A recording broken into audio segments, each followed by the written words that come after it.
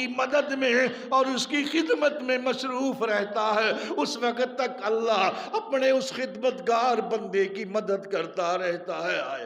کل 94 سال کی عمر میں ایک شیخ مصر کے شام کے مدینہ میں رہتے تھے، سفید داڑھی، شاید آپ نے دیکھا ہو، اور اس کو وہ فوت ہو گئے۔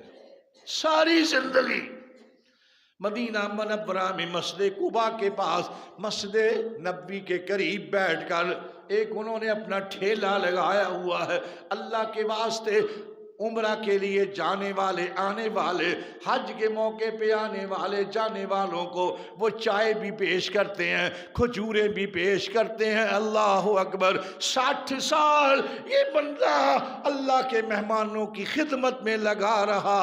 اللہ ذوالجلال والاکرام نے 94 سال کی عمر کو اس کو موت عطا فرما دی۔ میرے برادر، کتنا یہ خدمت